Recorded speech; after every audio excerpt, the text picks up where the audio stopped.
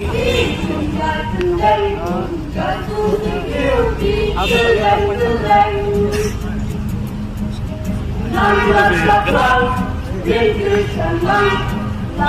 tinjok inang gawe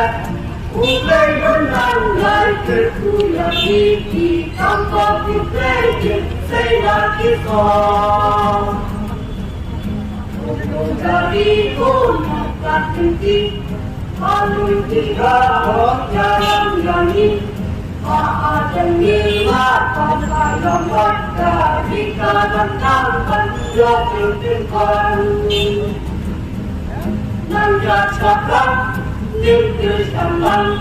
Lama tinjok Inang gawe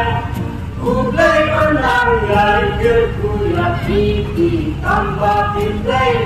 say lagi song Panamat kurang pintu ikwan Ada kisah pian lambak Ingkok dari di malam yang tempo Apa ketika ladai pantai Nanya cakap Yaitu syaman Lama tinjok Inang gawe Ublay menang Yaitu kuya kiki Tanpa diplay say lagi kong Nanya cakap Yaitu syaman Lama tinjok Inang gawe